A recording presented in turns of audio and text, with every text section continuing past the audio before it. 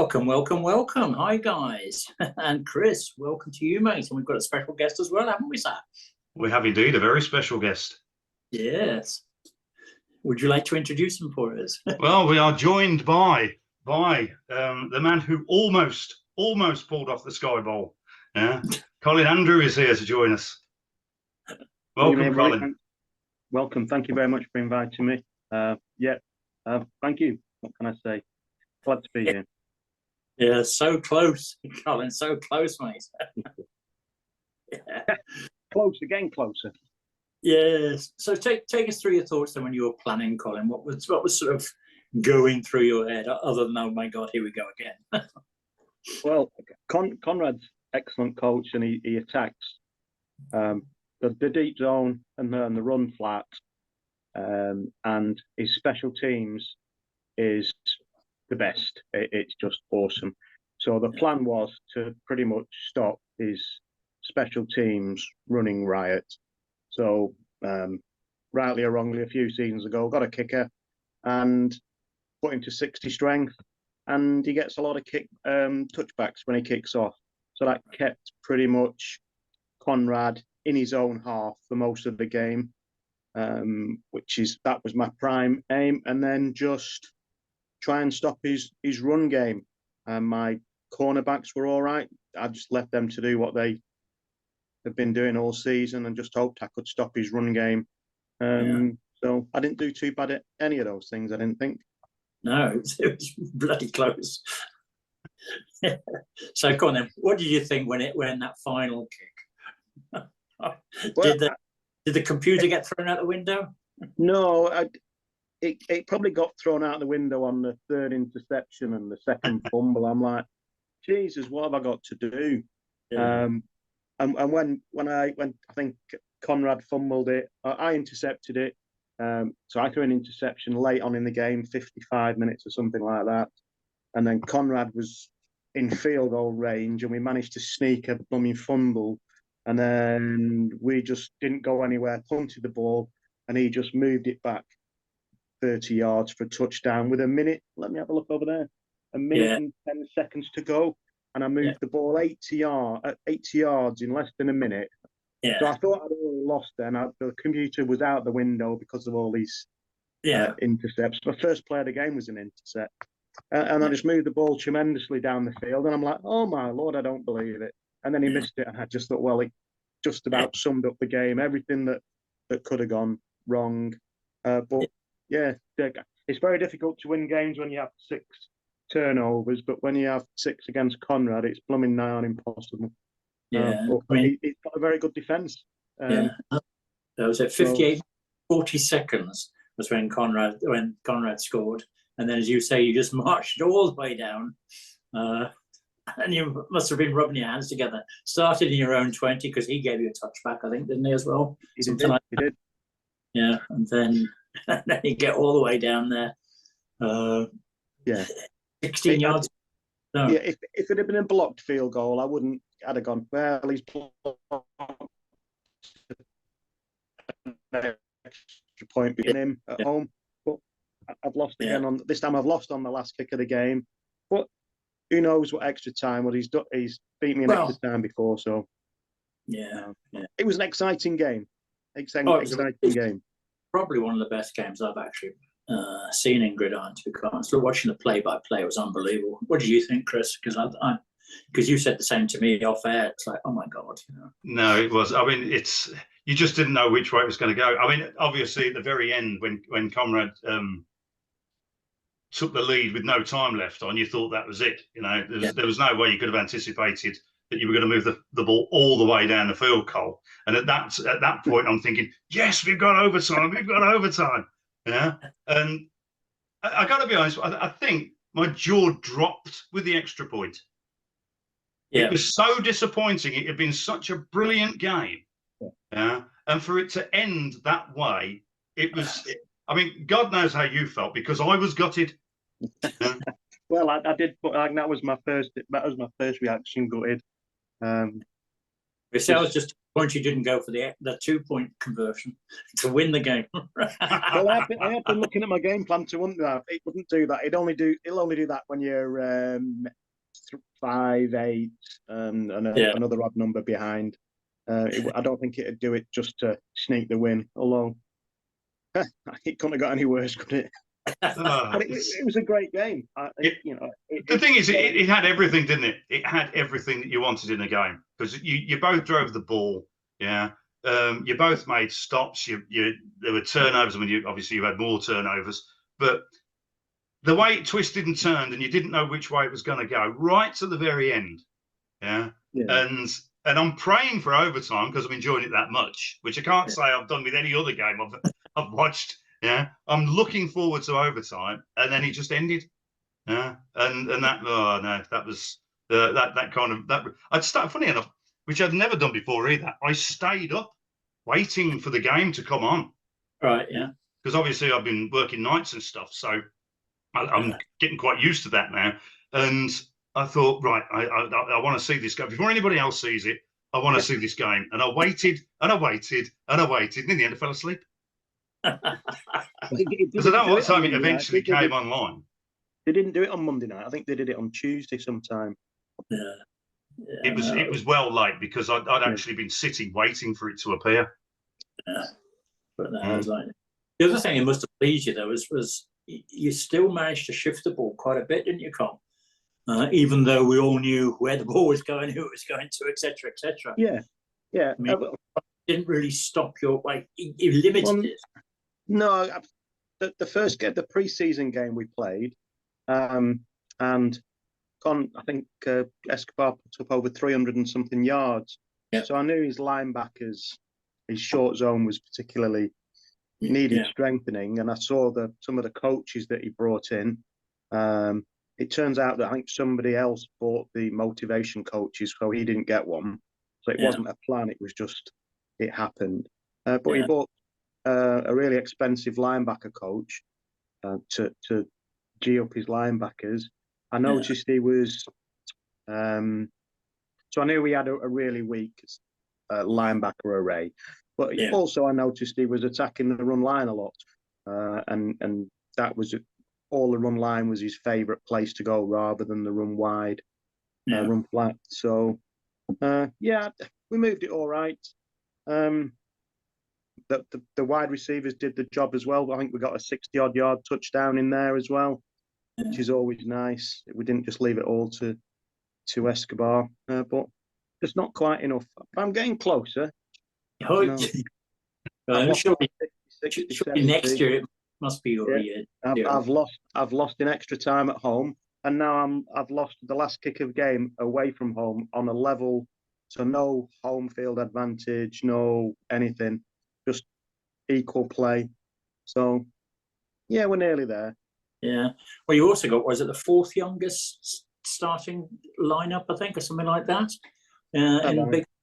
So, so no, I don't think I have. Oh, 4th oldest, sorry, 4th oldest. 4.7. That's more like it. Well, I think we know who's got the oldest. There's a few players in my team that are old, but they're not playing. They're just on the roster. Yeah. Because I don't have anybody to take off, so I just leave them there, and they'll go next season. So. Yeah. You haven't got that many picks, have you, Cole? I've got a few late ones, but I've got a few players I'm thinking of trading out, backups. But my main team, the quarterback, the running back, the centre. Yeah. One of the left tackles. Your core, is it? That's half it, and the wide receiver. They're really young, and on the defence, I've got another defensive end coming through, and that really encourages me. Tackle and the middle linebacker. They're only 3 or 4, so they've got a few years in them, and kicker and punter are all right. So I've got half to 3/4 of a young team, and the rest are just there to play. And so I've got a really good young outside linebacker as well. Well, that really encouraged. Thanks, Colin. Being in the same bloody division and getting thrashed by me. I was hoping that you were going to do a Conrad on us and have an aging team that's sort of going to wilt away, but no such luck. Mind you, Colin's team has hardly wilted away. Sorry, Conrad's team has hardly wilted away. No, but we were having a chat offline the other week, and he was saying that his running backs are age 10. So you look at the age for age 10, he wouldn't surprise if he was down 10 levels, if not more, over the pair of them. And you can't coach that back in a season. So, but Conrad's not here, unfortunately. But well played, Conrad. Tremendous 8 on the trot, up 100 and something games unbeaten, never beaten. Outstanding. Well played. Yeah, oh, he's unbelievable. He's an unbelievable coach, and he's a nice guy as well, unfortunately, which makes it harder. He certainly is. Yeah. So, you didn't say that when I excluded him from the Zoom call. Yeah, that's true. What was it you said? Nah, just dismiss him. Just dismiss him, yeah. He doesn't matter. Conrad who? Well. So let's have a look then. So obviously a fantastic game, great end to a season.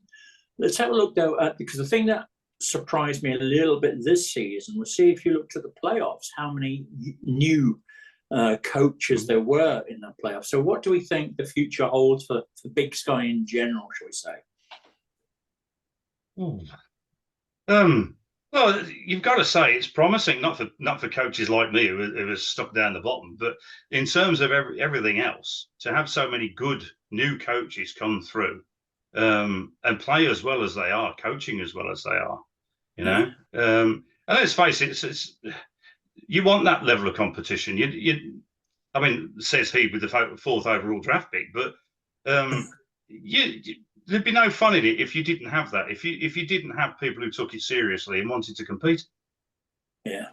Let me just have a look at the hats, because I think there's a couple that are leaving, aren't there? Well, we've only got in the fire. the Bulldogs in fire. Is that Colby? No, he's staying, I think. Colton's re-signed, hasn't he, for the Generals? Oh, I didn't know that. Yeah, he re-signed because we all thought he was leaving because he'd made no noises, and then all of a sudden there was a bit of a shock today as to somebody else is coming back to the Big Sky. I don't know if we're going to let him on the show, Chris, but you know. Breaking news, Kev. Breaking news. Yeah, this is far more important than the King having cancer. Yeah. Yeah, I haven't seen this, so. Oh, here we go. Let's get a lot of reaction. Cross returns and will take charge of the Bulldogs. And Patrick's leaving the GFL. Yep. He's leaving the Atlantic, yeah. My God, one season wonder. I was going to say, do we get a vote as to whether he's allowed back in or not? I suppose does that mean he's going to take over from you two? Yeah. Or is he like relegated? He goes to the bottom of the list. No, he's definitely relegated. That's it. If he's a good boy, Chris and I might invite him on for a guest appearance. Well, welcome, Dean, and welcome back, Patrick. Yes. So it's good to have Patrick back, in fairness, because he built up a great team there. So so that'll be an interesting fight there between who we got there. We've got Lee, Ian, Patrick, and Sam, haven't we? In that, that'll be an interesting old dust up. Yeah, it's you said earlier on we need to get him in just to find out what his thinking was in coming back. Yeah, maybe just missed the show. Maybe that was it. Yeah, well, we can understand that, Chris. Let's look at what he did in the Atlantic. I'm not going to go. He struggled to start off with, but then he started getting a few wins. I think it was 5-5, was he, for the season? Yeah, he was 5-5. Yeah. That's a possibly good season for some of us, Colin. You notice he didn't say anything then, Chris. I don't know what a good season is. I can't remember. I was bloody bottom with 5-5. So I dream of 5-5, Kev. I do, mate. It's like a Monty Python sketch. I worry about your life, mate. I'll tell you. Oh dear. So, what do we reckon then for next season? Who's gonna? You reckon the Rivets can hold on, or is this a season too far, as the film would say? I mean, how long can the retirement home keep going? It's gobsmacking. I mean, I never dreamt he could possibly win every game this season, and win the Skybowl again with the age of his players. Sorry to interrupt, Chris, but he won every game without a motivation coach. So apart from the games he was playing a rival or a bitter rival, he was -1 level, all the way up to the playoff week. For the playoff week, he was at full strength. So inter-division games, he was probably playing at full strength, but most of the outer games, he wasn't. I'm just looking at his trades. He's traded out all his picks this year. Yeah. And he's only got his first and his second left next season. So he'll have a decision to make whether he wants to see if he can extend it by another 1 season. I think he'll give it a go because I think so. And then we'll have the biggest nuclear rebuild. What was that, mate? Sorry, I interrupted you there. Sorry. What did you say, Colin? I think he'll give it a go until he loses.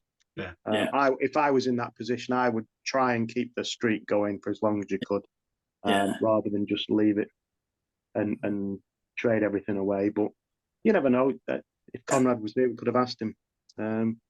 So I think the Beverly Bay Packers will be strong. Yeah. Do you think they're the team to take over?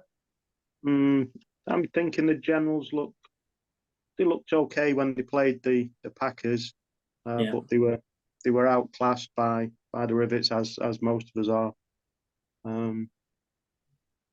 So I think it's going to be a lot of the same teams in the mix in the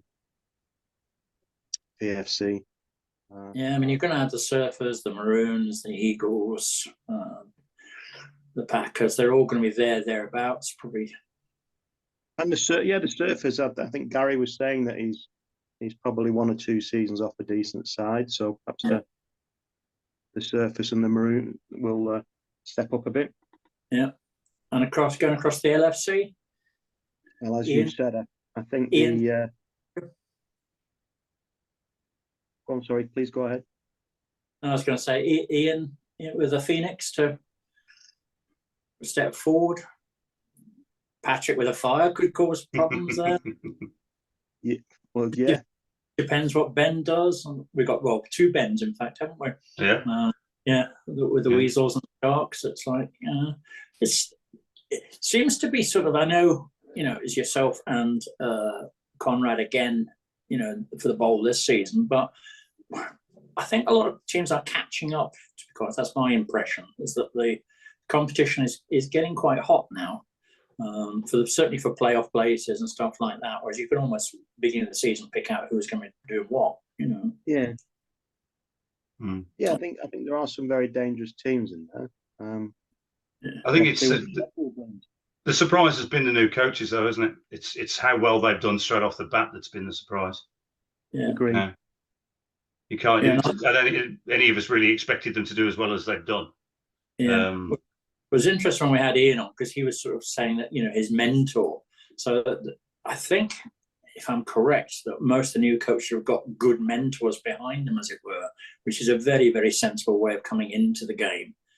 Because you read the bloody rule book and it's like it's enough to make you quit straight away. It's like then you need somebody to decipher it. I mean, I was on the blower the other day to my mentor, sort of asking him a question. So I'm still like, how does this work? What's this happening? I still haven't got to grips with most of it. And how many seasons am I in now? 5 seasons, and I still don't know what I'm doing. I feel embarrassed and ashamed by the young coaches who've come in, and ripped it up there, and here I am still floundering. I think it's good fun though. It's good to know that you're floundering as well, because it's like the first couple of seasons you come in, you think you're doing it all correctly, and then but after season 2 or 3, you go, oh my God, what did I do that for? I had a team, Yeah, just stick at it. You stick at it. Find something that you like doing and stick at it. And if you work out, it works. Yeah, I was thinking maybe Scrabble, Col. Yeah. Anyway, so we've got, so we had a provisional draft or a sneak preview at the draft. What do we all think? I mean, we'll have a look at it properly when it all comes out. But your initial thought? Not impressed. I'm just going to say I'm glad I don't have many picks. There doesn't seem to be much that floats my boat in there. No, but what you really need, Col, is a top 4 pick. That's what you really need. I'll give you an 8th round for it. I was thinking that Escobar's looking a bit raggedy these days. Well, it's a straight swap, you reckon? Well, I think he was a late second rounder when I bought him. Yeah. What's your QSD on your quarterback? My quarterback. It's not the QSD that's the problem, it's the level. I keep coaching him up, and would you believe for an age 3 player, he keeps losing levels every time he goes through aging. Yeah, I can believe so that. I've been coaching him and he's going nowhere. I've had a few of those. Yeah. I've still got a few of those. the annoying part is I've got a veteran, who I've had for a couple of seasons, hasn't dropped a level. And I've got an age 3 quarterback who's lost 2 levels each time. I didn't even think that was possible. No, yeah, he's just had the bad rolls. Yeah. So, I'm coaching him up to get him back to where he was when I traded for him. Yeah. What made you ask, Col? Well, if you've got a strength quarterback, Escobar will be no good to you. although that said, when you do your playbook passes, so you've got your offensive playbook passes that you do, you normally have a dump off to the running backs when you're doing your long passes. Yeah. And they normally dump off for 2 to 5 yards. On a medium pass, he generally goes for 19 yards on a dump off. Just chucks it to the side. You look at it and you think, that can't be right. But he does. He's done it about 3 times. He's got a dump off pass to the running back, and he's He's caught it and run for 19 yards. I mean, that's incredible for a level 7 running back, isn't it? Yeah, he was level 7 when I bought him. Well, he's not level 7 now. Yeah. So anyway, boys, I think we'll wrap it up there, because we're going to have a comeback show at some stage with the draft proper, as it were. And we might make sure that Chris doesn't exclude Conrad this time from the. Yeah, I'll try to remember to include him next time. Yeah. and that Patrick fella. Who? Sorry? That Patrick fella, that if he's still in this, he might have been expelled. Was in the headmaster's study, was he? Yeah, expelled from the Atlantic and expelled from the States. Oh, fair enough. Anyway, boys, look, thanks a lot for coming along, Colin. Much appreciated, mate. Thank you for inviting me. And before we go, again, Conrad, congratulations. Well played. Top coach, yes. top man. Yeah, very well done, Conrad. Excellent. Absolutely brilliant. We should tell the truth and say that we did actually invite him. It's just that for whatever reason, he obviously couldn't make it. So. Yeah, but real life unfortunately gets in the way sometimes. That's one of the big problems. Anyway, boys, I think we'll wind it up there. So until next season, or the prelude to next season, hope everyone stays well, healthy, and we shall see you all in the not too distant future. Okay, chaps.